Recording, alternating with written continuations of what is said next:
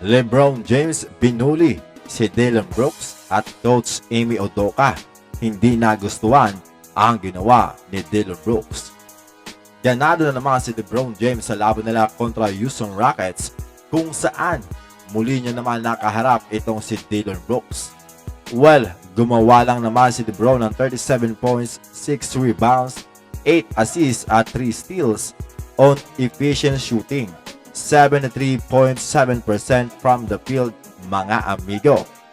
Talagang malupit mga amigo ang laro ni LeBron, parang laging nasa prime. At syempre, ang highlight ng laro ay ang kanyang mga dakdak at ang pagsagasa kay Dillon Brooks na talagang talbo. Binabanatan ni LeBron ng too small celebration itong si Dillon Brooks. Sa third quarter pa ay talagang pinabaunan ng kunting siko ni LeBron itong si Brooks. Yun nga lang, nahuli siya ng referee kaya technical ang inabot. Sa fourth quarter, para lamang mapigilan si LeBron ay hinarang na ni Brooks ang kanyang katawan dahil talagang nananalanta na etong si LeBron James sa loob ng pinta. Nakakatulong talaga si Dillon Brooks dito kay LeBron James para ganahan maglaro. Inilabas na ang malahalimaw na paglalaro mga amigo.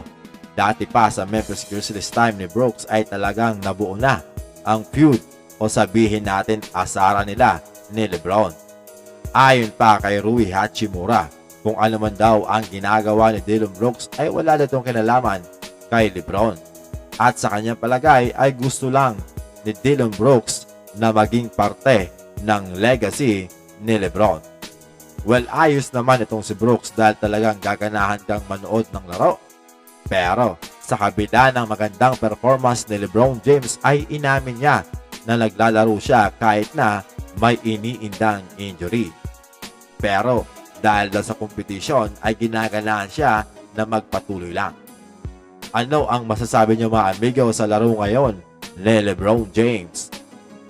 Na-criticize naman ni Coach Ime Udoka ang ginawang depensa ni Dillon Brooks kay LeBron James na nagresulta nga sa game-winning free throw ni LeBron.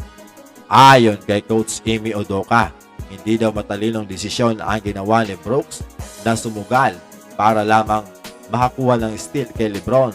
Dahil kung titingnan natin mga amigo ay nasilyuhan na nga siya ni LeBron. Kaya naman laging free runway na lamang ito para kay LeBron patungo sa basket. Yun nga lang ay na-foul siya at namintis ang kanyang layups. Pero kay Brooks pa lang ay dapat foul na dahil mga ilang beses hinablot niya ang jersey ni LeBron.